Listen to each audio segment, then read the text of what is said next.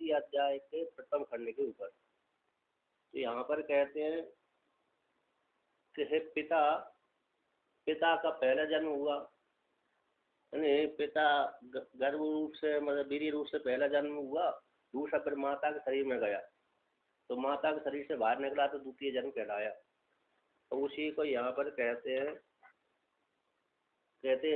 सब पिता है ना, 80 नंबर पृष्ठ पे, अरे किरातार्थ की पुस्तक पे। तो कहते हैं सब पिता यदि अस्मात् कुमारम जन्मनो आदि ऊर्ध्व अग्रे जात मात्रम एव जाते कर्मादीनः यद भावयति तद आत्मनमेव भावयति। ऐसा वर्णन किया कि वे पिता यदि यद यद का अर्थ कर यस्मात् जिस हेतु से कुमार का जन्म के आगे, कुमार का जन्म हो गया तो जन्म के आगे वह पिता का कर्तव्य बनता है कि वह अपने बालक को जात कर्म संस्कार आदि के द्वारा संस्कृत कर्म करेगा। तो जन्म के आगे आदि ऊपर अग्रे, तो जात मात्र जो पुत्र उत्पन्न हुआ है, सब जो जात है ना, उसको जात कर्म आदि के द्वारा यद भावयति, जो उसका संस्करण करता है, रक्षा करता है, संस्कार करता है। तो यहाँ पर श्रुति कहती है, श्रुति रूप भगवान भास्कर कहते हैं तद आत्मना में भावयति, वह पिता अपनी आत्मा की ही भावना करता है, आदत अपनी आत्मा के संस्कार करता है। उसमें हेतु देते हैं कि पितुर आत्मा एव ही पुत्र रूपेण जायते, क्योंकि जो पिता ही, पिता की जो आत्मा है, पिता की आत्मा ही पुत्र रूप से उत्पन्न होती है, इसलिए वह अपनी आत्मा का ही संस्कार करता है, किसी दूसरे का संस्कार नहीं करता। तथा उसी प्रकार से ही उत्तम तो खा भी गया है, तो कहाँ खा गया है, तो श्रुति मंत्र कहते हैं पति जायाम प्रविशति इत्यादि, कहते पति ही जाया में प्रवेश करता है, इस प्रकार के यहाँ पर वर्णन किया है। तो इसमें वर्णन किया था ये है प्रविशति गर्भो भूत्वा समात्रम तस्याम पुनर्नवो भूत्वा 10वें मासी जायते इति मंत्र शेषा। है पति जायाम प्रवेश करता है, गर्भ हो जाता है, गर्भ होकर के माता में रहते 9 महीने तक, तो 9 महीने तक रहने के पश्चात कहते 9 अथवा 10 महीने में उसी स्त्री में, माता में नव होकर के, पत्नी में नव होकर के 10वें मास में उत्पन्न हो जाता है। इस प्रकार से मंत्र शेष आया है, मंत्र है, ये मंत्र के द्वारा उदाहरण दिया गया है। इसलिए यहाँ पर क्या है, पिता जो संस्कार करता है बालक का, वह अपने ही संस्कार करता है।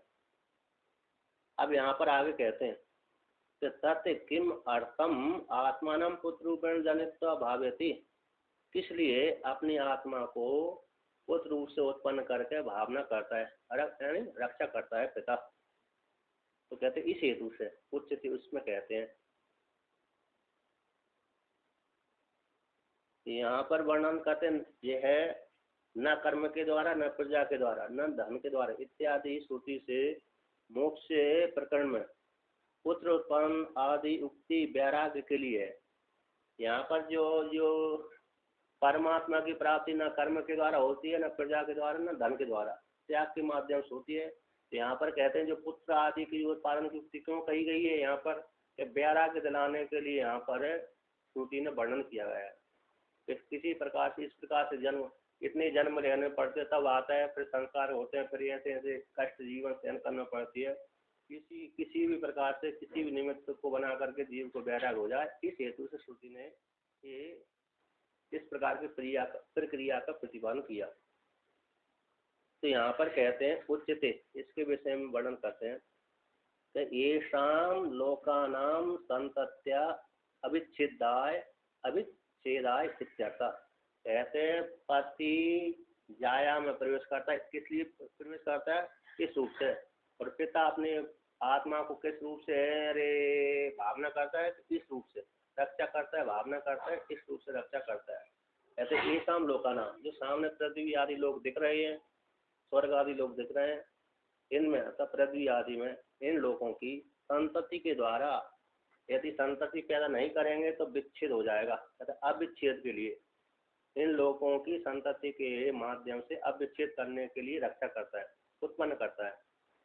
कहते हैं भगवान भास्कर कहते हैं विच्छेदेरन ही ईमे लोका पुत्र उत्पादनादि न पुत्र उत्पादनादि यदि न कुरी हो केतन। कहते हैं यदि ये क्योंकि ईमे जो यदि ये जीव स्त्री अथवा पुरुष है कोई भी कैसे पुत्र उत्पादन न करेंगे, ईमे लोका जो लोग हैं सारे पुत्र उत्पादन के बिना ये सारे लोग कैसे विच्छेदन हो जाएंगे, यानी विच्छेदन हो जाएंगे अथवा नष्ट हो जाएंगे। जैसे जिस घर में जीव रहना बंद कर देता है ना, हमने घर बना लिया, अब बनाने के पश्चात उस घर में रहना ही बंद कर दिया, 10-20 साल विदेश चले गए, तो वह धीरे धीरे से 10-20 साल में 50 साल में घर ही गिर जाता है। इसी हेतु से उसमें रहना, उसमें किसी न किसी को रखा जाता है। इसलिए ये यदि लोग पुत्र उत्पादन आदि नहीं करेंगे तो ये लोग कैसे हो जाएंगे, ये लोग का विच्छेदन हो जाएंगे अथवा नष्ट हो जाएंगे।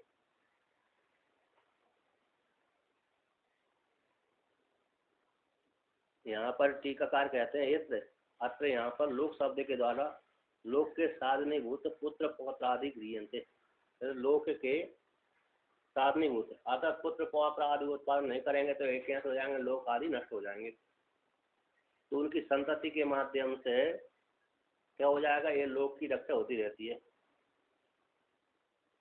अब यहाँ पर कहते हैं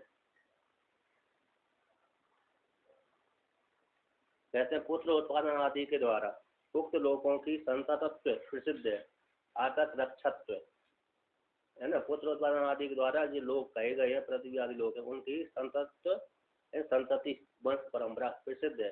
ऐसे कहने के लिए एवकार के द्वारा वो संतति ही इत्यादि बात को कहते हैं। एवं पुत्र उत्पादन आदि कर्म अविच्छेदेन एव संततः प्रबंध रूपेण वर्तन्ते ही यस्माद् इमे लोकास तस्मात् तद अविच्छेदाय तत्कर्तव्यम न मोक्षाय इति अर्थः। कहते एवं इस प्रकार से पुत्र उत्पादन आदि कर्म के द्वारा कर्म करने से अविच्छेदन विच्छेद न करने के कारण संततः जो संतति है उसका विच्छेद न होने से प्रबंध रूप है वंश परंपरा के माध्यम से प्रबंध रूप के द्वारा वर्तनते आते ये लोग कैसे हो जाते हैं, बने रहते हैं। संतति के नष्ट न होने से लोग बने रहते हैं। इस हेतु से ईमे लोका ये लोग हैं इन संतति के माध्यम से वंश परंपरा के माध्यम से रक्षित होते हैं, सुरक्षित होते हैं। तस्मात् इसी हेतु से तद उन वंश परंपरा को अविच्छेद के लिए तत्कर्तव्यम पुत्र पौत्र प्रपौत्र आदियों को कर्तव्य करते रहना चाहिए। अर्थात पुत्र उत्पादन करते रहना चाहिए, वंश परंपरा को आगे बढ़ाते रहना चाहिए। न मोक्षा है तो मोक्ष के लिए ये जरूरी नहीं है, किंतु वंश परंपरा के लिए जरूरी मात्र है। जो संतति है ना वह मोक्ष के लिए नहीं बल्कि वंश परंपरा आदि के लिए है।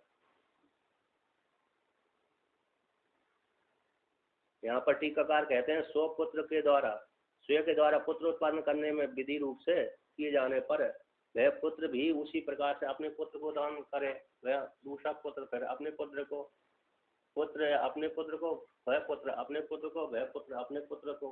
अतः ऐसी वंश परंपरा चलती रहेगी, जिससे लोक की संतति बनती रहेगी। अतः लोक परंपरा सिद्ध होती रहेगी, वंश परंपरा नष्ट नहीं होगी, अन्य जीव नष्ट नहीं होंगे। इस प्रकार से पुत्र उत्पादन करते रहना चाहिए।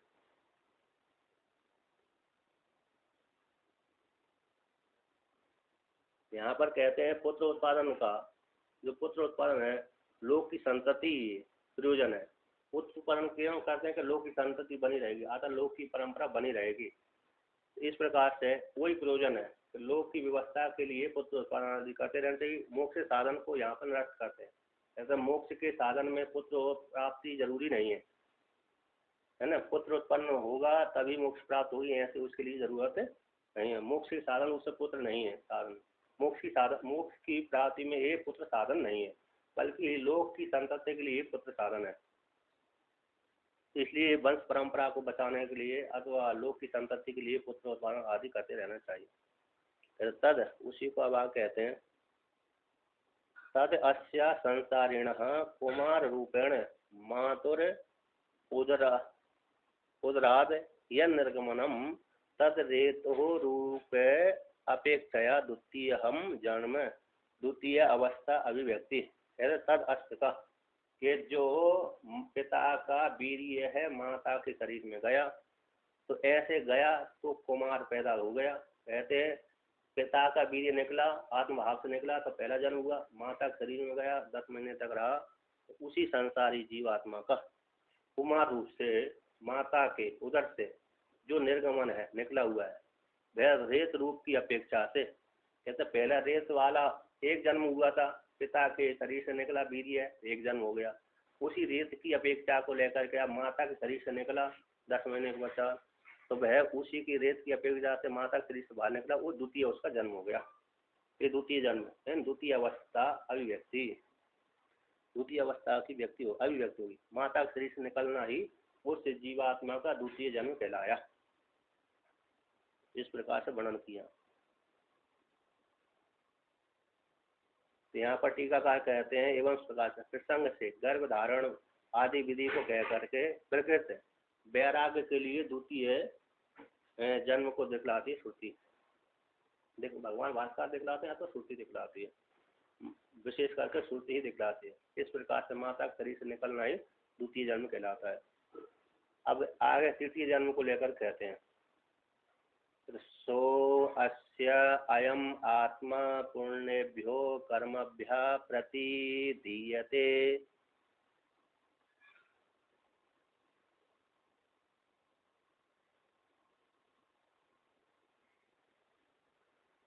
अत अस्य अयम इतर आत्मा कृतकृत्यो वयो गतः प्रैति।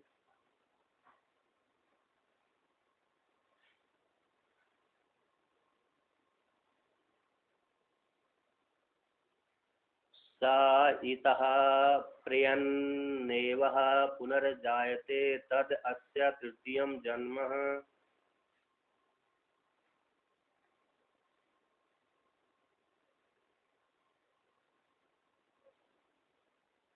कहते हैं अब यहाँ पर कहते हैं अब माता के शरीर से निकल गया वह बालक है ना, तो माता के शरीर से निकला तो द्वितीय जन्म हुआ।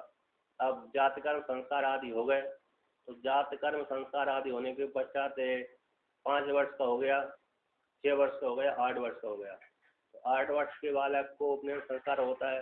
अब तो 5 से लेकर के 8 वर्ष के बीच में ब्राह्मण बालक, और 8 से लेकर के 12 के बीच में क्षत्रिय बालक, और 12 से लेकर के 16 के बीच में वैश्य बालक का उपनयन संस्कार आदि होता है। तो इस प्रकार से उपनयन संस्कार उसको कर दिया। उपनयन संस्कार करने के पश्चात गुरुकुल में भेज दिया। गुरुकुल में जाकर के 12 साल तक अथवा जैसी योग्यता है उसके अनुसार उसने अध्ययन किया। अध्ययन करने के पश्चात समर्पण संस्कार आचार्य से करवा के आ गया। समर्पण संस्कार लेकर के घर में आया। घर में आकर के वह उसके पिता ने उसको क्या कर दिया, विवाह आदि कर दिया। जो बालक पैदा हुआ था उस बालक का पिता ने क्या कर दिया, विवाह कर दिया। तो विवाह करने के पश्चात अब जो पिता था जिसने उस बालक को पैदा किया था, तो जब तक विवाह करते हैं पिता, उस काल में बालक जवान हो जाने के पश्चात पिता बूढ़ा हो जाता है, 60, 70, 80 अथवा और थोड़ा बड़ा हो गया, 40 का जैसे पिता हुआ, बालक पैदा हुआ उस समय वो पिता 80-90 का पहुंच जाता है। तो कहते हैं जैसी भी जो परंपरा होगी जैसी, तो यहाँ पर कहते हैं अब बालक पूरा योग हो गया, विवाह आदि सारा कर दिया। तो विवाह आदि करने के पश्चात जो जिस पिता ने बालक उत्पन्न किया था वह पिता अब अपने पुत्र को कर्तव्य का उपदेश करता है। कहते सो वह अस्य इसका है ना, इस पिता का अयम आत्मा है, जो आत्मा है, कौन सी आत्मा, पुत्र आत्मा। कहते पुत्र आत्मा पूर्णेव कर्मभ्या, पूर्ण कर्मों के लिए प्रतिदीयते सा, वो पिता अपने बालक को पूर्ण कर्म करने के लिए प्रतिनिधि रूप से स्वीकार करता है, यानी दायित्व को सौंपता है कि हे पुत्र, अब तक मैं जिस वंश परंपरा में उत्पन्न हुआ हूँ उस वंश परंपरा के अनुसार ये तुमको कार्य करना है। अब मैं वृद्ध हो गया, अब मैं कार्य करने में समर्थ नहीं हूँ, है कि नहीं। इस प्रकार से वह ये पिता अपनी आत्मा को, पुत्र रूप आत्मा को कर्तव्य करने के लिए उपदेश करता है। जैसे शिक्षा तैतृय उपनिषद में शिक्षा वल्ली आती है कि आचार्य उसको समवर्तन संस्कार करने के पश्चात शिक्षा को उपदेश करते कि तुमको ये कार्य करना है। उसी प्रकार से इस पिता की, अस्य शब्द का अर्थ पिता, इस पिता की सायम पुत्रात्मा, सा अयम आत्मा, सायम आत्मा तो पुत्रात्मा है। यह पुत्रात्मा जो पुण्य कर्मों के द्वारा उत्पन्न हुआ था, तो ऐसे पुण्य कर्मों के लिए पिता के द्वारा प्रति दिए थे, अतः नियोजित किया जाता है, प्रतिनिधि रूप से नियोजित किया जाता है, अतः स्थाप्य थे। अर्थात हे पुत्र तुमको ये कार्य करना है, तुमको ये कार्य करना है। एक जगह आता है बृहदारण्यक उपनिषद में कि हे पुत्र मैंने इतना वेद पढ़ लिया था, इसलिए मेरे को एक वेद वाले बोलते थे, अब तुमको क्या करना है, एक वेद तो पढ़ना ही है, साथ साथ 3 वेद और पढ़ना है, तो तुम चतुर्वेदी कहलाओगे, है कि नहीं। मैंने इतने यज्ञ किए थे, इतने यज्ञ नहीं कर पाए थे, मेरी कामना थी, इसलिए हे पुत्र अब तुमको इतने और यज्ञ करना है। मैंने एक सूर्य की उपासना करी थी, एक रूप से उपासना करी थी, इसलिए तुम मेरे एक ही पुत्र पैदा हुए। अब तुमको सूर्य की उपासना कैसे करना है, किरणों के माध्यम से करना है। किरणों के माध्यम से करोगे तुम अनेक पुत्र को उत्पन्न कर सकते हो। ऐसा ऐसा उसने उपदेश किया था वहाँ पर। उसी प्रकार से यहाँ पर ये समाज में एक कार्य करना, ये समाज में एक कार्य करना, इस प्रकार से प्रतिनिधि रूप से अपने पुत्र को दायित्व सौंपता है। तो जब तक दायित्व को सौंपता नहीं तब तक वो मरता भी नहीं है। अतः एक्सीडेंट आदि मर गया तो बात अलग है, मतलब शास्त्र के अनुसार वह मरने से पहले अपने पुत्र को कर्तव्य सौंप करके जाता है, क्योंकि अब वृद्धावस्था को प्राप्त हो गया। इसके अनंतर अतः कहते प्रतिनिधिकरण के अनंतर सौंप दिया, सारे संस्कार उसको सौंप दिए, ये कार्य करना, ये कार्य करना प्रतिनिधि रूप से। अस्य इसे पुत्रात्मा की जो प्रतिनिधि रूप से स्थापित कर दिया गया है, इसका अयम इतर आत्मा है ना। अस्य इसकी जो आत्मा है, कौन सी, अस्य शब्द का अर्थ यहाँ पर पुत्र अक्षरीय है। जब पुत्र की प्रतिनिधि रूप से उपदेश करने के अनंतर इस पुत्र की अयम इतर आत्मा, इतर आत्मा मतलब पुत्र से भिन्न जो पिता रूप आत्मा है, तो कहता है कि मैंने अपने पुत्र को सारा उपदेश कर दिया, उस पुत्र ने भी अपने मेरे द्वारा उपदेश किए हुए उपदेश को स्वीकार कर लिया। हाँ मैं ठीक हूँ, मैं करूँ, हे पिताजी मैं आपकी आज्ञा का पालन करूंगा, मैं आपकी आज्ञा का पालन करूंगा, है ना। यदि किसी को कर्ज देना है तो मैंने नहीं दे चुका पाया, इसलिए तुमको चुकाना है, मैंने ये कर्म नहीं किए इसलिए तुमको करना है। तो पिताजी से कहता हाँ पिताजी मैं आपकी हर आज्ञा का पालन करूंगा, और किसी को कर्ज देना है तो कर्ज भी दूंगा, और जो कर्म नहीं किया आपने उस कर्म को भी मैं करूंगा। तो इस प्रकार से वह पुत्र की से इतर जो आत्मा है, पिता रूप आत्मा कृतकृत हो जाता है। कैसे हो जाता है, कृतकृत। अब मैं स्वस्थ हो गया, अब मैंने पूरा कार्य कर दिया, अब है क्योंकि पुत्र ने भी मेरे दायित्व को स्वीकार कर लिया है, तो कृतकृत होते हुए इन तीनों ऋणों से मुक्त हो गए मैं। पितृऋण, तो यहाँ पर कृतकृत शब्द का अर्थ कर दिया है कृत्यम, ऋण त्रय मोचनम कृतम, जिसके द्वारा किया गया, तीनों ऋण जिसके द्वारा मुक्त हो गए, तीनों ऋणों से जो मुक्त हो गया, ऐसा पिता अपने आप को मानता है। पुत्र उत्पन्न करके पुत्र ऋण से ऋण हो गया, वेद पढ़ने से वेद ऋषि ऋण से मुक्त हो गया, और उपासना करने से देवता ऋण से मुक्त हो गया। एक श्रुति आती है, ब्राह्मण हो जात मात्रा ऋण त्रयम न्यू थे, जो ब्राह्मण है तो उत्पन्न होते ही 3 ऋणों से युक्त हो जाता है, ऐसे श्रुति आती है। तो वहाँ पर भगवान भास्कर ने तो टीकाकार ने वहाँ पर किया कि अधिकार का वाचक है, जो अधिकारी है उसके लिए ये वर्णन किया गया है। तो इसलिए उसने 3 ऋणों से, अब अधिकारी था तो 3 ऋणों से मुक्त हो गया, तो मुक्त होते ही कृतकृत हो गया। इसके पश्चात है वयोगता, तो वयोगता मतलब गत वयो, उसकी आयु समाप्त हो गई, अतः जीर्ण हो गया।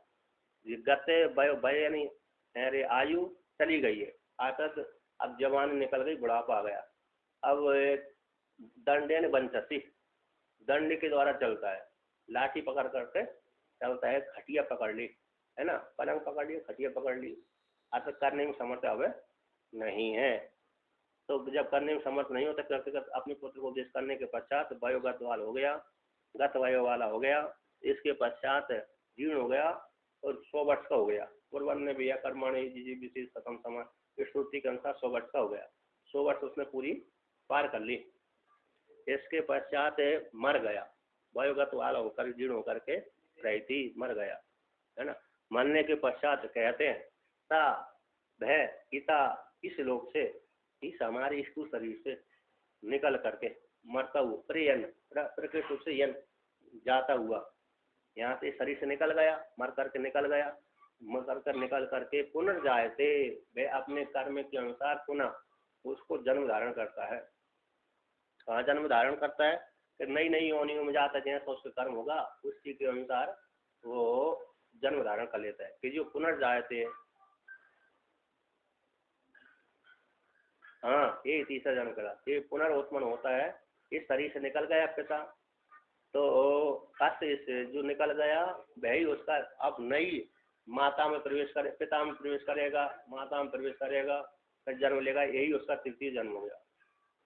तद अस्य पिता का, पिता रूप है पुत्र का तृतीय जन्म। कहते हैं कि बालक के तो 2 जन्म हुए, तीसरा पिता का कह दिया। कैसे कह दिया? कहते माँ पिता और पुत्र में अभेद दृष्टि को लेकर कह दिया। कैसा अभेद दृष्टि? यद्यपि 2 जन्म बालक के हुए थे, पिता का तो नहीं हुआ था, तो तीसरा जन्म पिता का कह दिया। तो पिता तो ये तो तीसरा नहीं बना, 3 जन्म पिता पुत्र के हुए थे, तो 3 जन्म में 2 को कह करके एक पिता कह दिया, 2 पुत्र के कह दिया, तो विरोध हो रहा है। नहीं, पिता और पुत्र में अभेद दृष्टि को लेकर कह दिया। कहते हैं यहाँ पर तो पृथ्वी लोक में जन्म लेगा, स्थूल शरीर में जन्म लेगा, मतलब माँ अरे कीड़ा मकोड़ा बनेगा तो मनुष्य बनेगा, स्त्री पुरुष बनेगा, तो माँ तो पिता में प्रवेश करेगा, फिर माता में प्रवेश करेगा। किंतु स्वर्ग लोक में जन्म लेगा तो कैसे माता पिता में प्रवेश करेगा? क्योंकि माँ तो माता पिता होते नहीं है स्वर्ग वाले में, है ना। जो पहले के शुरू में आदि देवता उत्पन्न हुए थे उनके माता पिता थे, आदि में जो देवता उत्पन्न हुए हैं उनके माता पिता तो हैं, किंतु जो बाद में जो बनते हैं कर्मी जाते हैं उनके कोई माता पिता नहीं होते, नहीं तो वहाँ पर ही वंश परंपरा चल जाएगी। इसलिए वहाँ पर क्या होता है कि ये हमारा जो पुरी अष्टक होता है ना, तो पुरी अष्टक में 5 ज्ञानेंद्रिय, 5 कर्मेंद्रिय, 5 प्राण, ये 5 हो गए। और अविद्या अरे उसी में 5 जो महाभूत होते हैं, सूक्ष्म महाभूत, उन वो सूक्ष्म 5 सूक्ष्म महाभूत होते हैं, उनकी गंध मात्रा रहती है, गंध रहे मतलब सूक्ष्म रहते हैं। यद्यपि है स्थूल, है तो सूक्ष्म, लेकिन है तो सूक्ष्म, है तो स्थूल ही है लेकिन सूक्ष्म होते हैं, है तो स्थूल लेकिन सूक्ष्म होते हैं। और अविद्या काम कर्म, अविद्या हो गए, काम हो गए, कर्म हो गए, 3 हो गया, और पंचक में ही आ जाते हैं। तो 5 भूतों के संस्कार रहते हैं, तो 5 भूतों के स्थूल महाभूतों के संस्कार होने के कारण जैसे इस स्वरूप से शरीर छूटा, उसी समय प्रकृति के माध्यम से उनको उस शरीर की प्राप्ति। वहाँ पर जो स्थूल जो सूक्ष्म है 5 महाभूतों के संस्कार थे, उसमें जाकर के अवयव मिल जाते प्रकृति के माध्यम से, इसलिए उनको स्वर्ग लोक में पहुँचने के लिए, अतः स्वर्ग लोक में जब जाते हैं तो ये शरीर से छोड़ते ही पुनः प्रकृति के माध्यम से उनको नया शरीर प्राप्त हो जाता है, उसमें पंचभूतों के संस्कार में और पंचभूत मिल जाते हैं, इसलिए स्थूल शरीर हो जाता है। किंतु हमारी अपेक्षा सूक्ष्म है और वहाँ के भोगों के लिए स्थूल ही है कि नहीं? नहीं तो वहाँ पर कोई माता पिता पैदा नहीं होते, वहाँ पर स्वर्ग लोक में जाएंगे फिर माता पिता के शरीर में प्रवेश करेंगे तब पैदा होंगे, ऐसा नहीं होता, बल्कि इस शरीर को छोड़ते ही दूसरा शरीर तुरंत मिल जाता है उनको, इस प्रकार से। हाँ, किंतु ये सीधा प्रवेश,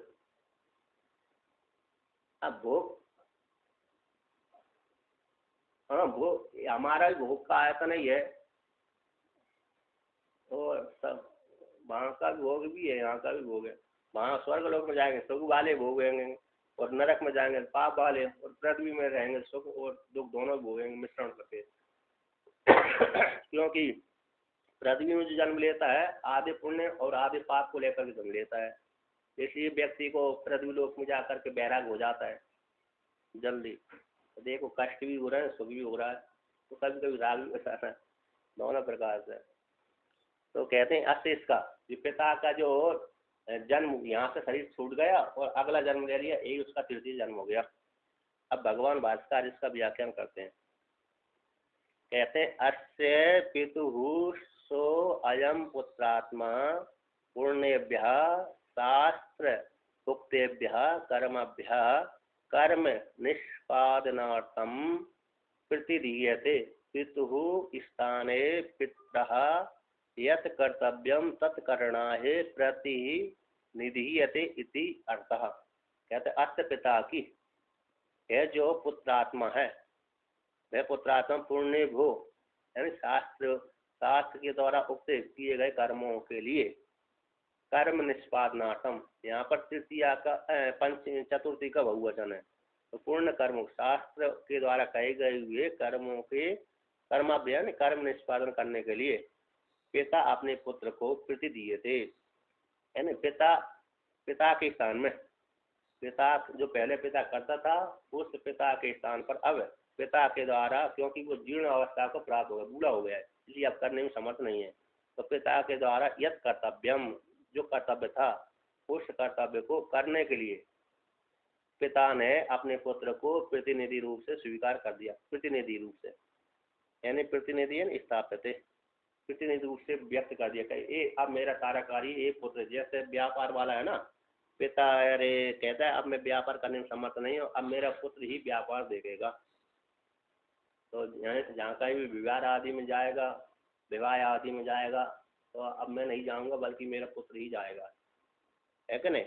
इस प्रकार से कि जो कर्तव्य था, पिता का कर्तव्य था, उस कर्तव्य को अपने कर्तव्य करवाने के लिए पिता ने अपने पुत्र के लिए प्रतिनिधि रूप से स्थापित कर दिया, यानी युवराज बना दी, फिर राजा बना दिया। पहले युवराज संज्ञा हो गई थी, फिर बाद में राजा संज्ञा ही कर दिया कि अब ये मेरा पुत्र ही राजा बनेगा, है ना, वही तो हो गया अधिकार। तो इस प्रकार से पिता के द्वारा अपने स्थान पर जो कर्तव्य था उस कर्तव्य करने के लिए प्रतिनिधि रूप से स्वीकार कर दिया, दे दिया।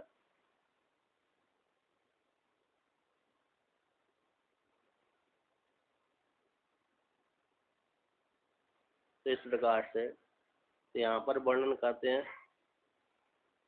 अस्य कहते ताता जा,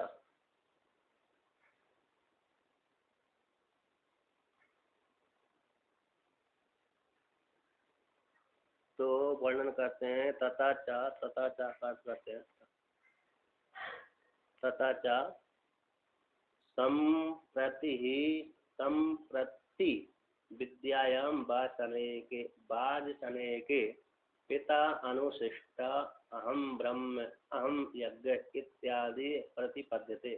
तथा उसी प्रकार से तथा जिस प्रकार से यहाँ पर प्रतिपादन किया, पुत्र को प्रतिनिधि रूप से प्रतिपादन कर दिया, यानी स्थापित कर दिया, अपने कर्तव्य में लगा दिया, जो मैं करता था अब पुत्र करेगा, इस प्रकार से कर्तव्य का उपदेश कर दिया, तो पुत्र ने स्वीकार कर लिया। उसी प्रकार जिस प्रकार से यहाँ पर उपनिषद में कहा गया, उसी प्रकार से वासने ब्राह्मण में भी संप्रति विद्या में, है ना, संप्रति विद्या में भी वासने ब्राह्मण में कहा गया है। कहते संप्रति विद्या किसको कहते हैं, तो उसको टीका कहते हैं संप्रति का तो सम्यक प्रधानम इति संप्रतिपत्ति संप्रति है ना, संप्रति का अर्थ कर दिया टीकाकार ने संप्रदानम, सम्यक रूप से प्रदान करना, यानी मेरे पे जो संपत्ति थी उस संपत्ति को उठा करके सामने वाले को दे दिया। तो स्व कर्तव्य, अब स्व का पिता का जो कर्तव्य था उस कर्तव्य को पुत्र स्थापनम, पुत्र में स्थापन कर दिया, दे दिया। तो यत्र जहाँ पर उच्चते कहा जाता है, सब है विद्या को संप्रति विद्या कहते हैं। अर्थात पिता के द्वारा जो उपदेश किया जाता है, पिता के द्वारा जो कर्तव्य का उपदेश किया जाता है, वह पुत्र में जब आरोप कर दिया जाता है, अपने स्थान पर पुत्र को बिठा दिया जाता है, कर्तव्य का उपदेश कर दिया जाता है, तो उसी को ही सम्यक रूप से सम्यक रूप से प्रदान कर देना ही, विद्या का उपदेश कर देना ही संप्रति विद्या कहलाती है। संप्रति विद्या कहलाती है। वहाँ पर संप्रति दो तकार है, एक ता और ता, तो संप्रति विद्या कहलाती है उसी को। अब यहाँ पर कहते हैं, उसी टीकाकार कहते हैं कि यदा जिस काल में प्रश्यन पिता मरने की इच्छा करता है, मरता है, आकर मैं मरने वाला हूँ, महीना भर पहले या तो 2 महीना तो साल भर पहले, साल भर के बाद मरने वाला हूँ, क्योंकि ये बूढ़ा हो गया ना, मरण के संकेत देखने लगते हैं। ऐसे मरने से पहले व्यक्ति को वो लक्षण दिख जाते हैं कि हाँ मेरी मृत्यु होने वाली, अनिष्ट होने वाला है। तो प्रयक्षण मननते आता तो उसके संकेत मिल गए उसको, इसलिए अपने को मरता हुआ सा मानता है। तो स्वयं का परलोक गमन निश्चय होती, तो मेरा परलोक गमन होने वाला है, ऐसा निश्चय कर लेता है। इसके अनंतर जब ऐसा कर लेता है कि अब मेरे संकेत आ गए, बुलावा आ गया, कहाँ से आ गया, यमराज जी के घर से बुलावा आ गया है, ऐसा मान करके फिर अपने पुत्र को बुला करके कर्तव्य का उपदेश करता है। अतः पुत्र महा कहता है, तो यहाँ पर टीकाकार कहते हैं, यदि टीका हो तो देख लीजिए, तुम ब्रह्म, हे पुत्र तुम ब्रह्म हो, तुम यज्ञ हो और तुम लोक हो। तो पुत्र भी कहता है हाँ हम ब्रह्म, हम यज्ञ, हम लोक है इत्यादि। तो मया अध्येतव्यम, हे पुत्र मेरे द्वारा जो ब्रह्म का अध्येतव्य, जो जिस मेरे द्वारा जिस वेद का पढ़ा गया है, तुम भी उस वेद को पढ़ना, और जो नहीं पढ़ा है उसको भी पढ़ना। तो मेरे द्वारा अध्येतव्यम ब्रह्म वेद जाना गया है। तुम तो यह अध्येतव्यम, इसी तुम्हारे द्वारा भी वह ब्रह्म जानने योग्य, अर्थात वेद पढ़ने योग्य है। तुम्हारे द्वारा भी अध्येतव्यम, अध्ययन करना चाहिए, अर्थात उस वेद को अध्ययन करना चाहिए। मया कर्तव्य यज्ञ, कि मेरे द्वारा यज्ञ कर्तव्य था, अर्थात मैंने यो यज्ञ किए थे। तुम तो यह कर्तव्य, और तुम्हारे द्वारा ये यज्ञ करना चाहिए, और जो मैंने नहीं कर पाए थे वो भी तुम्हारे द्वारा करने योग्य हैं। मया संपाद्यो अयम लोकस्य, जैसे मैंने इस लोक का संपादन किया, कैसे, तुमको उत्पन्न करके, है ना, उसी प्रकार से हे पुत्र तुम त्वः संपाद्य, उसी तुम भी अपने पुत्र को उत्पादन करके इस लोक की संपादन करना, अतः पुत्र पौत्र उत्पादन करना।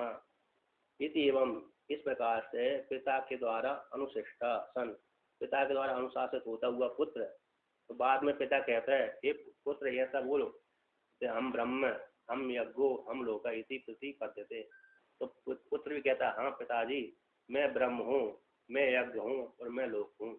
इस प्रकार से पिता के कहने के पश्चात पुत्र भी उस प्रकार से अनुमोदन करते हैं। तो कहते हैं हम ब्रह्म अध्यय से, मैं ब्रह्म का अध्ययन करूंगा, यानी यज्ञान करे से, और यज्ञों का अध्ययन कर, यज्ञों को करूंगा, लोकम संपादिष्यामि, लोक का संपादन करूंगा, अर्थात पुत्र को उत्पन्न करूंगा।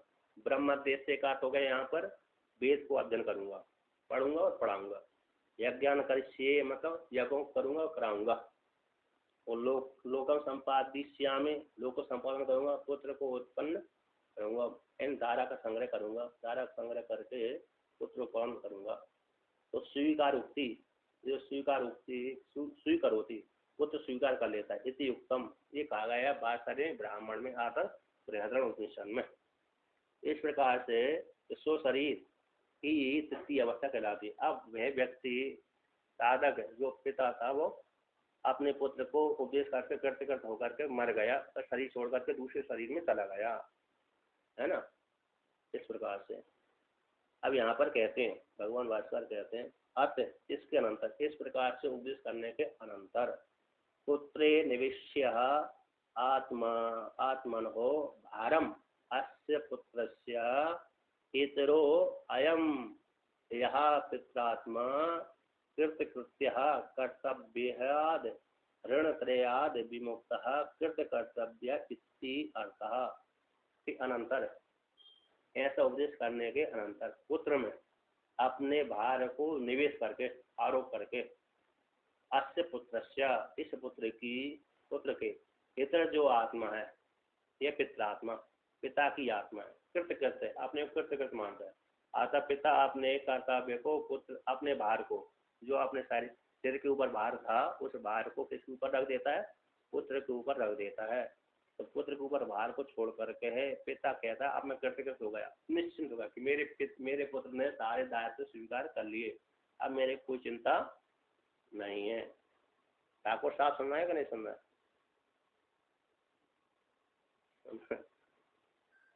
सुनते रहे ना, सुनते रहे, हाँ तो सुनते रहे ना।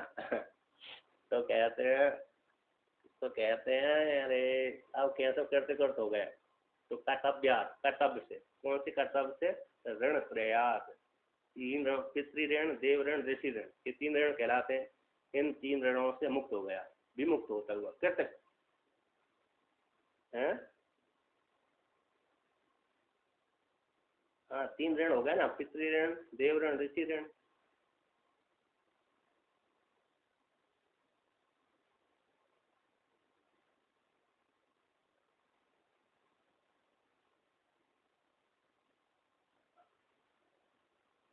और जनेऊ तो एक तो संस्कार होता है ना, ये 3 वर्णों का संस्कार है।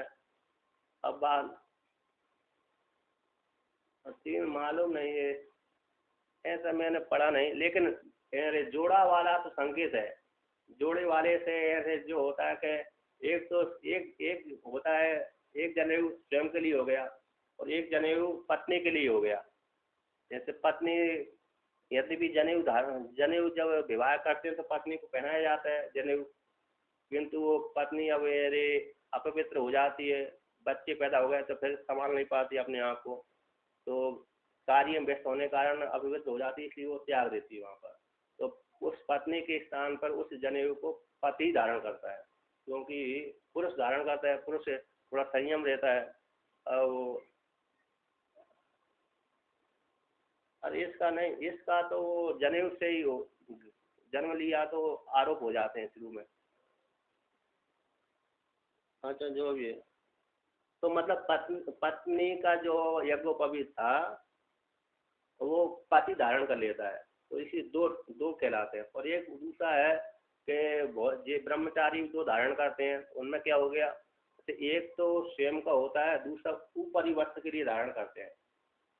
जैसे जिसकी कोई भी है ना, जैसे ऊपरी वस्त्र जी हो गया हमारा दुपट, मतलब ऊपरी वस्त्र ऊपर का गमछा अथवा ये है ना, तो वो यदि जो धारण नहीं किया ऊपर का तो दोष लगते हैं, उसके स्थान पर दो जोड़ा जोड़ा वाला जनेऊ धारण करते हैं, तो ऊपरी वस्त्र का दोष नहीं लगता, न धारण करने पर दोष नहीं लगता। और दूसरी जो घर जीवन वाले भी करते हैं, कोई कोई 3 पहनता है, कोई कोई 2 पहनता है, जोड़ा से ही पहनता है। तो जोड़े से पहनने का मतलब है कोई पत्नी का भी पहनता है, स्वयं का तो पहनता ही है, एक साथ पत्नी का भी पहनता है। तो कभी कभी ऊपरी वस्त्र को लेकर के फिर दूसरा तीसरा जनेऊ धारण कर लेती, 3 ऐसा मेरे मन में बैठी हुई है ना। और जो भी है बाद में अरे यहाँ भी आएगा, देखा जाएगा। तो यहाँ पर कहते हैं कि 3 ऋणों से, 3 ऋण तो यहाँ पर यही है, पितृऋण, देवऋण, ऋषि ऋण। यानी पुत्र को पैदा करने से पितृऋण से मुक्त हो जाता है जीव, वेद का अध्ययन करने से ऋषि ऋण से मुक्त हो जाता है, और देवताओं की उपासना करने से, यज्ञ करने से देव ऋण से ऋण हो जाता है। तो इस पर जीव अपने को कृत्य कृत्य मानता है कि मैं देखो भाई जो जन्म लिया था मेरा सार्थक हो गया, अब मैं अब सार्थक होकर के अब मैंने कृत्य कृत्य होकर के अब मैं यहाँ से लोक से परलोक जा रहा हूँ। क्योंकि परलोक जा रहा है तो ये मुक्त नहीं हो सकता वो, क्योंकि परलोक की उसकी बांधता है, अभी भोगों की बांधता है, इसलिए। किंतु यहाँ के लोगों से क्या हो गया, कृतकृत हो गया, कर्तव्य से कृतकृत हो गया। तो कहते कर्तव्य से कृतकृत होने के पश्चात है अब पुनः श्रुति कहती है तो क्या हो गया, 100 वर्ष का हो गया। तो 100 वर्ष हो गया तो उसको चिन्ह दिख गए, यमराज जी का बुलावा आ गया था। तो वयोगतो यानी गत वयो यानी जीर्ण सन, जीर्ण हो गया, जीर्ण होने के पश्चात त्रैती म्रियते, त्रैती का अर्थ म्रियते, मर गया। आशा थी क्यों हो सकता है 90 वर्ष में ही उसने 70-75 वर्ष तक कर्म किया था, इसकी वजह करने में समर्थ नहीं हुआ था, पुत्र को सौंप दिया। और पुत्र को सौंपने के पश्चात देखता है कि पुत्र ठीक ठीक कार्य कर नहीं करा, जहाँ पर गलती करता था वहाँ पर सुधार देता। इसके पश्चात पिता सब भजन करता रहता था, और फिर लास्ट में जाकर के मर गया। मरने के पश्चात यहाँ पर कहते हैं सब है पिता जो मर गया है ना वही। तो यहाँ पर कहते हैं पिता की आत्मा कि तो अस्मात् प्रियन एव शरीरम परित्यजन एव तृण जरूका वद देहांतरम उपादधानः कर्म चितम पुनर्जायते। यह जो मर गया है यहाँ से इस शरीर से, ये तो अस्मात् है स्थूल शरीर से, क्योंकि आत्मा तो मर नहीं सकती है, इसलिए स्थूल शरीर को छोड़ना ही मरना कहलाता है ना। नहीं तो आत्मा मर जाए तो नास्तिक मत ही हो जाएगा, इसलिए इस शरीर से छोड़ करके, इस शरीर को छोड़ना ही मरना हो जाए। प्रियन त्याग करता हुआ, यहाँ से जाता हुआ, शरीर को त्याग करता हुआ, प्रियन का मर करके जाता हुआ, यानी इस तीन रणों से मुक्ति हो गई ना। उसने पैल पुत्र उत्पन्न करके अरे एक रण मुक्त हो गया, अध्ययन किया, ब्रह्मचर्य का पालन किया था, पहला ऋण ऋषि ऋण से मुक्त हो गया, गृहस्थ स्वीकार किया तो दूसरा ऋण से मुक्त हो गया, और गृहस्थ रहते ही रहते उसमें अरे उसने यज्ञ आदि किए थे, देवऋण से मुक्त हो गया, क्योंकि जो उपासना और यज्ञ आदि तो पत्नी को लेकर के ही होते हैं, मतलब उपासना चिंतन तो हो जाती है, और लेकिन जो यज्ञ आदि कर्म होते हैं वो पत्नी को लेकर के होते हैं।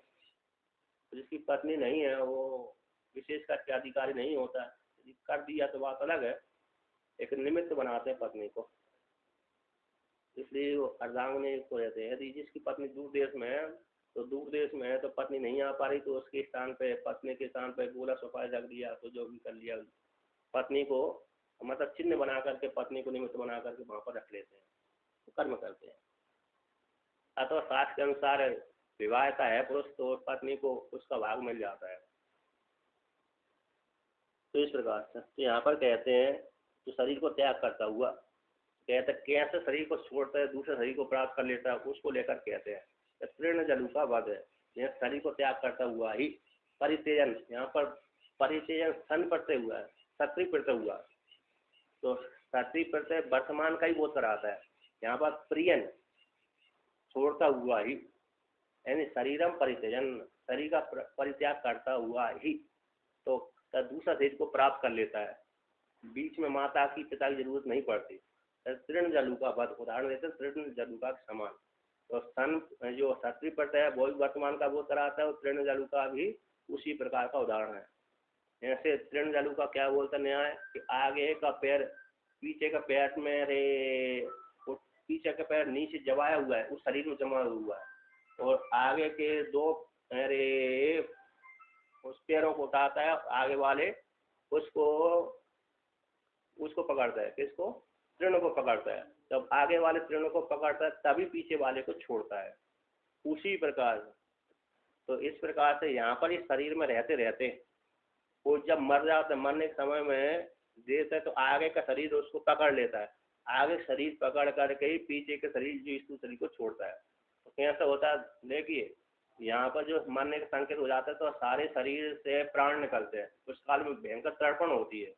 तो तड़पण होने के कारण वो घर वाले देखते हैं छटपटा रहा है तो बाहर आवाज देते मैं हूँ, मैं खड़ा हूँ, तुम डरना मत आदि उसके पत्नी पुत्र आदि कहते रहते हैं, किंतु उसको सुनाई नहीं पड़ती, उसके सारे शरीर से प्राण निकलते, दर्द भयंकर होता है, तो मूर्छित हो जाता है, सारे इंद्रिय मिलकर के प्राण निकल के हृदय रूप गुहा में चले जाते हैं। हृदय रूप गुहा में चले जाते ही वहाँ पर मरता नहीं है, तो हृदय रूप गुहा में जा करके थोड़ी देर के लिए मूर्छित होता है, फिर ज्ञान हो जाता है। ज्ञान होने के पश्चात फिर वहाँ पर उसको जो जन्म से लेकर के मृत्यु पर्यंत जो कर्म किए थे वो सारे उसको उदित हो जाते हैं। वो जो ईश्वर की प्रेरणा से भावी जन्म जिसको जो प्राप्त होने वाला है, जिसमें व्यक्ति का राग विशेष था, उस राग विशेष वाला शरीर उसको सामने दिख जाता है। तो जब सामने दिखता है कहाँ पर दिखता है? हृदय रूप गुहा में दिखता है। और बाहर से उसके पत्नी पुत्र आदि जो खड़े हैं वो कहते हैं मर गया अब तो, यदि उस काल में मरता नहीं है वो, क्योंकि हृदय वहाँ पर हृदय में वो चेतना जागृत हो जाती है, लेकिन बाहर से पूरा शरीर ठंडा हो जाता है। तो जैसे ही वहाँ पर है शरीर उसके पहले बाहर से प्राण निकलते हैं, छटपटाता है, फिर बाद में जाकर बेहोश हो जाता है, बेहोश होने के पश्चात पूरा चेतना जागृत होती है। तो चेतना जागृत होते ही वहाँ पर पूर्व के संस्कारों के माध्यम से जो कर्म में फल का उपभोग करने के लिए सबसे पहले उसके सामने जाते हैं, उसी प्रकार का शरीर उसके सामने आता है, चाहे स्त्री का है, चाहे पुरुष का जाए, चाहे कीड़े मकोड़े का जाए, चाहे कोई है, तो जो सबसे पहले आएगा ईश्वर की प्रेरणा से। तो जो सबसे पहले देखेगा शरीर, कोई सा ही शरीर देखे, उस शरीर को वो हम रूप से स्वीकार करता है। तो हम रूप से स्वीकार करने के पश्चात है तो जैसे उसने हाँ ये शरीर ही ऐसे, ये शरीर वाला मैं हूँ, ऐसा स्वीकार करके उसमें प्रवेश करते ही इधर से छोड़ देता है। आगे वाला जो हृदय गुहा में उसका शरीर दिखता है उसको पकड़ता है और इधर से जब छोड़ देता है, पीछे वाले जिस शरीर में पैदा हुआ था उस शरीर को छोड़ देता है, लेकिन पहले आगे वाले को पकड़ता है।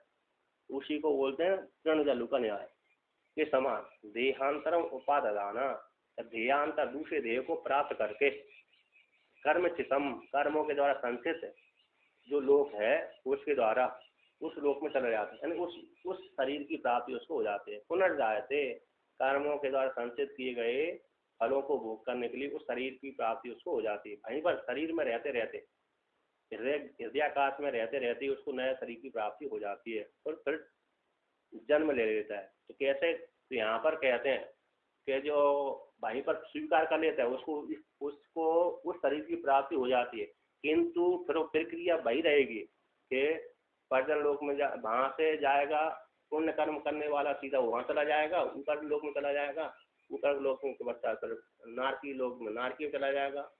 इसके पश्चात फिर पृथ्वी लोक में आएगा तो वो प्रक्रिया से जन्म लेगा। माँ पिता में गया, पुत्र में माता में गया, फिर बाहर आया, ये प्रक्रिया है। लेकिन शरीर को पकड़ लेता पहले से ही, है ना, और उत्पत्ति की प्रक्रिया वही कहलाएगी वो, क्योंकि उत्पत्ति की प्रक्रिया में भेद नहीं होगा। लेकिन वो उत्पत्ति की प्रक्रिया में भेद न होने के कारण वो शरीर की प्राप्ति पहले से ही हो जाती है। अब यहाँ पर आप कहते हैं, यहाँ पर टीकाकार देखिए, टीकाकार कहते हैं अरे 82 नंबर पृष्ठ पे, तो तीर्ण चलुका के तीर्ण का अंतिम को प्राप्त करके तीर्णांतरम आक्रम्य तीर्णांतर को घृत करके आत्मानम ध्येय को पूर्वस्मात ध्येय से तीर्ण से उपसंगार कर लेते। पहले आगे के तीर्ण को पकड़ करके फिर पीछे के तीर्ण को त्याग करता है, उसको बोलते हैं पूर्व तृणम मुंसती है। पहले के तृण को त्याग कर देते हैं और आगे तृण, तो पहले आगे को तृण को पकड़ता है, फिर पीछे के तृण को त्यागता है। इस प्रकार से ये उदाहरण है। एवं इस प्रकार से अयम जो आत्मा है, पिता रूप आत्मा है, देहांतर को परिग्रह है, दूसरे हृदय रूप गुहा में जा करके पहले सारे शरीर से प्राण निकल गए, जब प्राण निकले उस काल में छटपटाया, बेहोश हो गया, बेहोश होते ही सारे प्राण जैसे निकल रहे तो उसी काल में बेहोश हो जाता है, सारे प्राण उसके हृदय रूप गुहा में चले गए। तो वहां पर जाकर के उसको फिर चेतना जागृत हुई तो कहते हैं वहां पर चेतना पूर्व जन्म से लेकर मृत्यु पर्यंत तक जितने संस्कार थे वो उदित हो जाते हैं। तो सबसे पहले फल देने के लिए जो कर्म सामने आता है उसी प्रकार का शरीर उसको दिखता है। तो देहांतर को पकड़ करके परिग्रह पकड़ करके पहले पकड़ता है, फिर बाद में पूर्व देह को त्याग करता है। कि मध्य में के विलम्ब होता होगा, थोड़ी देर होती होगी, नहीं, मध्य में विलम्ब का अभाव है। श्रुति अंतर कहती है मध्य में थोड़ी देर के पहले शरीर छोड़ेगा फिर बाद में पकड़ेगा, तो घंटा बीत जाना चाहिए, है ना। कहते नहीं, मध्य में कोई किंचित मात्र भेद नहीं हुआ, विलम्ब का भाव नहीं है, विलम्ब का अभाव ही है। अतः एक सेकंड भी देर नहीं लगती, तो विलम्ब का अभाव श्रुति अंतर में भी कहा गया है। तो श्रुति अंतर में कहा गया, दूसरी श्रुति में कहा गया, कैसे, उसको लेकर कहते कर्म चितम, कर्मों के द्वारा संचित किए गए देहांतर को जीवात्मा ग्रहण कर लेता है, ग्रहण करके पुनर्जाते, इस प्रकार से अनुवाद कर लेना चाहिए।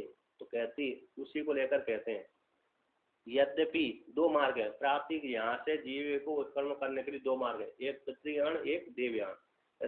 देवयान मार्ग और पितृयान मार्गों के द्वारा जीव आत्मा लोकांतर को जाता है। लोकांतर में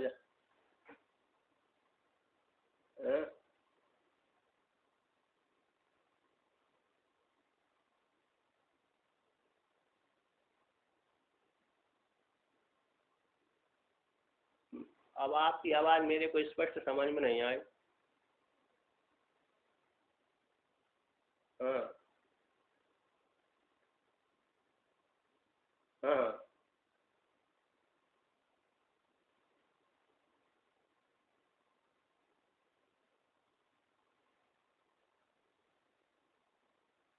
मेरे प्रति शब्द का अर्थ मानना होता है वहां पर, तो मतलब अरे देरी नहीं करता वो। जैसे शरीर छोड़ने के पश्चात जहाँ पर शरीर छोड़ने से पहले ही वो पकड़ लेता है दूसरे शरीर को, उसमें देरी का ठीक कार्य, यहाँ पर देरी का अभाव, श्रुति दूसरी श्रुति है देरी का अभाव को नहीं करती। नहीं, प्रेत योनि नहीं है यहाँ पर। प्रेत यानी मरना होता है। प्रेत से मन, प्रेती का शब्द है मर गया। अब यहाँ पर अब यदि उसका कर्म है प्रेत वाले है तो प्रेत वाले शरीर की प्राप्ति तुरंत ही हो जाती है। यदि प्रेत योनि की उसको प्राप्ति होगी ना तो प्रेत योनि की प्राप्ति उसको तुरंत ही हो जाती कि मैंने इतने पाप कर्म किए थे, इसलिए परमात्मा की इच्छा से, क्योंकि परमात्मा यहाँ पर परमात्मा ही देता है दंड। यहाँ पर सुख वाले फलों को भी परमात्मा ही भोगाएगा और दुख वाले कर्मों का भी फल परमात्मा ही भोगाएगा। क्योंकि ब्रह्म सूत्र में एक सूत्र आता है, फल मत उपत्ति, फल देने वाला ईश्वर ही है। यानी कोई न कर्म से प्रेरित होकर के, यद्यपि कर्म के स्वतंत्र ईश्वर कर्मों का फल नहीं भोगाता, नहीं तो उसमें अभी दोष आ जाएगा। इसलिए ईश्वर भी जीवात्माओं के जो कर्म थे उस कर्मों को फल देने वाला होता है। कर्म से प्रेरित होकर के ईश्वर भोगाता है। उसी को शिव महिमन में भी पुरुषम आराधनम रहते इस वाक्य के द्वारा वर्णन किया गया है। और श्रुति भी ऐसा अंतर्यामी सर्वज्ञ ईश्वर अंतर्निवर्ती इत्यादि श्रुति के माध्यम से सर्वज्ञ ईश्वर के द्वारा जीवों के कर्मों का फल भोगाया जाता है, किंतु स्वतंत्र रूप से वो भुगाता नहीं है, बल्कि कर्मों से प्रेरित होकर के भुगाता है। अब यहाँ पर ईश्वर कहता है कि इसने इतने कर्म खराब किए थे, पहले इसको एक दंड भुगाना है।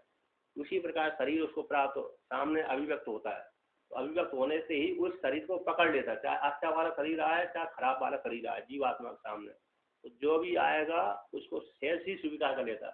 उसमें चाहे कीड़े मकोड़े का भी आ गया ना तो कहते हैं ये शरीर बहुत अच्छा सुंदर है, इसी में प्रवेश करूंगा, ऐसा स्वीकार करके शरीर छोड़ देता है। अब यहाँ पर देखिए टीकाकार कहते देवयान और पृथ्वीयान मार्ग के द्वारा जीव जाता है, लोकांतर में जाता है, शरीर ग्रहणम उत्तम कहा गया, तो वह दोनों का व्यामोह से ही मोह से युक्त होकर के लोकांतर को गमन करता है। तत्सिद्धे सूत्र में तत्सिद्धे यहाँ पर इस सूत्र में वर्णन किया गया है तो मार्ग दो में गमन करने वाले को मोह से यानी अज्ञानी व्यक्ति के द्वारा, अज्ञान कारण ही उसकी सिद्धि होती है। दोनों मार्ग की, देवयान मार्ग पृथ्वीयान मार्ग की सिद्धि कहते हैं अज्ञान के लेकर के होती है। तो देवता आदि की सिद्धि होती है, देवता आदि मार्ग की प्राप्ति देवयान मार्ग से होती है, और आदि शब्द से नरक या आदि की प्राप्ति उससे भी हो जाती है। एंड दो मार्ग है, पितृलोक की प्राप्ति और देवयान की प्राप्ति। और जायस मरिया से तृतीय गति कहलाती है, जन्म लो मरो जन्म लो, जायस मरिया से तृतीय गति। बस दोनों मार्ग है, उत्तरायण मार्ग दक्षिणा मार्ग। तो तृतीय गति के लिए मार्ग नहीं बल्कि जन्म लो और मरो, ऐसा वर्णन किया गया श्रुति में, छांद बृहद्रम श्रुति में। अब देखिए यहाँ पर वर्णन कहते हैं, टीकाकार कहते हैं आकाश से द्विलोक में गया, तो द्विलोक में जाकर के यहाँ से पुण्य कर्मों के माध्यम से द्विलोक देवयान मार्ग के माध्यम से द्विलोक चला गया, वहां से फिर चंद्र समम प्राप्त हो सोम राजा हो जाता है। इस श्रुति वहां पर छांदोग्य उपनिषद में श्रुति और वैदर्ण में आती है। द्विलोक में जो आहुति पड़ती है सोम की आहुति पड़ती है, सोम राजा हो जाता है। तो फिर वहां से फिर कर्मों के फल भोग करके फिर जीवात्मा पुनः पर्जन लोक के माध्यम से फिर इस श्लोक में प्रक्रिया के माध्यम से आता है। द्विलोक से चंद्रमा के माध्यम से पर्जन लोक में, पर्जन लोक से फिर जल वर्षा के माध्यम से पृथ्वी से फिर धान में से पुरुष से फिर स्त्री में, स्त्री से फिर बाहर में, ये प्रक्रिया पर चलती रहती है। तो उसी को लेकर के यहाँ पर कहते हैं टीकाकार कहते हैं ना तो पूर्व देह के त्याग काल में ही, कहते ना तो पूर्व देह त्याग काले एव तथापि सत्ज्ञान भवति, सविज्ञान अनु अब अक्रामति श्रुतौ वासनामयम भावी शरीरम उत्क्रांति काले गृणाति उक्तत्वा तद अभिप्रायम तृण जलुका निदर्शनम, जान लेना चाहिए। तो पूर्व देह के त्याग का काल में ही ना तो अब यहाँ पर अगला शरीर तो प्राप्त होगा कैसे, लेकिन जिस काल में शरीर का त्याग करेगा ना उस काल में उसको उस प्रकार शरीर की वासना बन जाती है, दूसरे शरीर की प्राप्ति नहीं होती तो तुरंत, लेकिन वो उस प्रकार शरीर की प्राप्ति बन जाती है, सब ज्ञान वाला हो जाता है। पूर्व के देह के काल में ही उस प्रकार नहीं होता, फिर भी काल में ही तथापि फिर भी सब ज्ञानो भवती। सब ज्ञान है। हाँ, उस काल में वो शरीर, उस यहाँ पर एक कहते हैं, अरे जिस काल में शरीर छोड़ा है ना, कि उस काल में पूर्व अरे शरीर को त्याग करते ही उस शरीर नई शरीर की प्राप्ति नहीं होती। तो ना तो पूर्व देह त्याग काल में, पूर्व देह के त्याग काल में ही नए शरीर की प्राप्ति नहीं होती, फिर भी तथा फिर भी सब विज्ञान भवती, सब विज्ञान वाला हो जाता है। तो 10 नंबर टिप्पणी में दिया कि वासना में शरीर विषय वाला, विशेष वासना वाला, वासना मय विज्ञान सहित वाला हो जाता है। यदि शरीर के सहित है यहाँ यहाँ इसमें जो यदि स्थूल शरीर में आएगा तो प्रक्रिया वाला ही होगा। जैसे जो स्थूल शरीर में जाएगा ना, मतलब पृथ्वी में जन्म लेगा तो प्रक्रिया से ही होगा, और किंतु स्वर्गलोक में जब जन्म लेगा तो श्रुति के माध्यम से वह शरीर को छोड़ते ही यमराज के माध्यम से वो पूरी स्टेप में ही उसको इस शरीर की प्राप्ति हो जाएगी। किंतु पृथ्वी में जन्म लेगा तो प्रक्रिया के माध्यम से जन्म होगा, और स्वर्गलोक में जब भोगों के लिए जाएगा तो उस प्रकार का वो माता पिता उसको प्रक्रिया वाली माता पिता से गुजरना नहीं पड़ता। नहीं तो माता स्वीकार करना पड़ेगा ना माता पिता वहाँ पर। इसलिए स्वर्ग वाले देव, स्वर्ग वाले शरीर के लिए तो माता पिता की प्रक्रिया नहीं है। वो नरक वाले जो जो नारकी योनि में यमराज जी को भुगाते हैं, उस शरीर में भी माता पिता की प्रक्रिया नहीं है, बल्कि श्रुति के द्वारा शरीर प्राप्त हो जाता है कर्म के माध्यम से। किंतु जो पृथ्वी लोक में आएंगे तो वहाँ पर वो उस प्रकार का वो अरे माता पिता की प्रक्रिया से आएगा। इसलिए यहाँ पर टीकाकार कहते हैं पूर्व देह के त्याग काल में ही उस प्रकार शरीर वाला नहीं होता, किंतु सब विज्ञान वाला होता है, तथा फिर भी सब विज्ञान वाला होता है।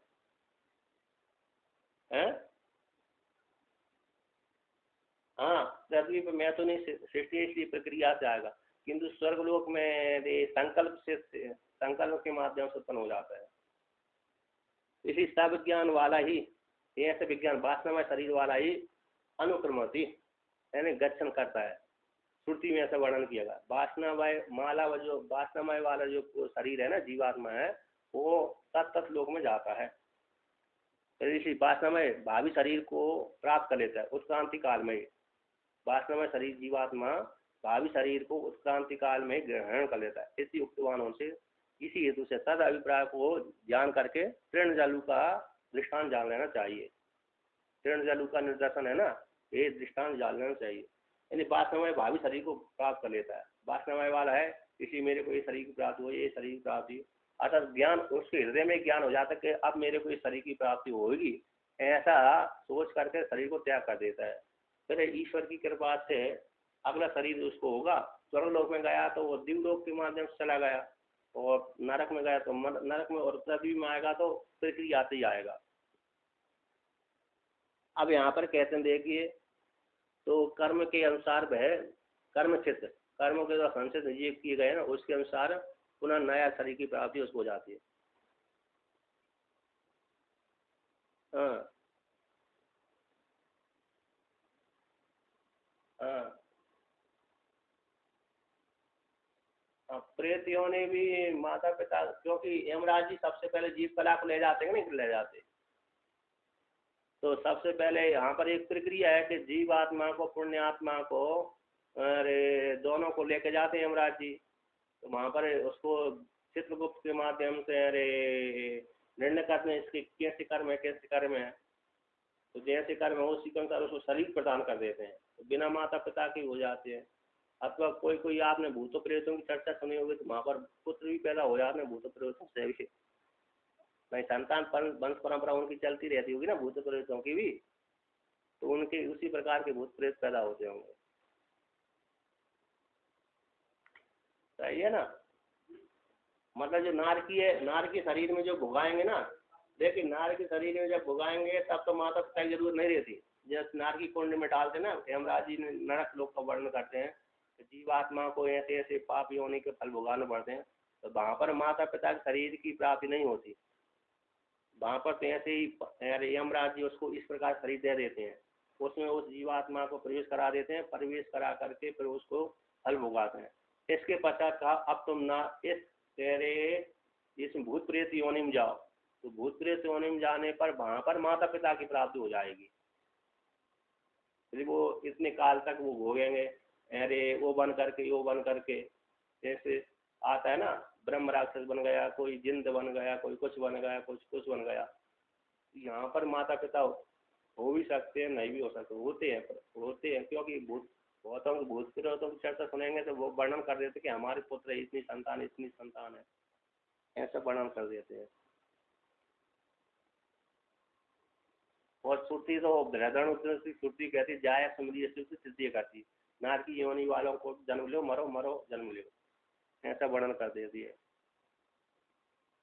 और लेकिन नार की योनि अच्छी नहीं होती, खराब ही होती है, इसलिए माता पिता वहाँ पर होते होंगे, होते भी हैं। ऐसा कई बार चर्चा सुनी है मैंने, तो भूत प्रेतों की माता पिता होते रहते हैं, है ना। लेकिन जो नार की जो यमराज जी भुगाएंगे उसमें माता पिता की जरूरत नहीं रहती, और उसी प्रकार से यमराज जी उसको स्वर्ग में भेजते हैं, वहाँ भी माता पिता की जरूरत नहीं रहती। किंतु जो नार की भूत प्रेत बनते हैं वहाँ पर है, उनको यार एक नार की योनि प्राप्त होती है ना। यार मतलब कीड़े मकोड़े बन गए, इससे पहले जो सूक्ष्म किसी के शरीर में प्रवेश करके शरीर तड़पती हुई आत्मा है ना, इसमें शायद ऐसा लगता है कि माता पिता वहाँ पर हो जाते हैं। जो भी होता होगा 5 मिनट 10 मिनट में ही माता पिता बन जाते होंगे, अब तो जो भी होता होगा वहाँ पर महीना 2 महीना में पैदा, 9 महीना की जरूरत नहीं रहती, किंतु 2-4 महीने में तो 1 महीने तो जैसे ही पैदा होते होंगे प्रक्रिया होगी वही होगी। तो देखिए अब यहाँ पर आगे कहते हैं,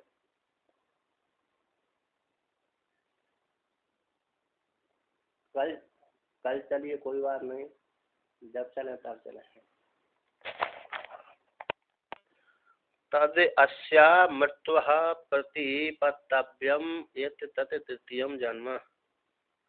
तद अस्य पिता का मर करके प्रतिपत्तव्यम जो प्राप्त हुआ, प्राप्त करने योग्य है, तत् वह तृतीय जन्म है। मर करके जो अगला जन्म प्राप्त हुआ वह उसका तृतीय जन्म कहलाता है। यन मृत्वा ये मर करके प्रतिपत्तव्यम जो प्राप्त हुआ है, तद वह अस्य का अगला नया शरीर प्राप्त हुआ है, अस्य का तृतीय जन्म कहलाता है।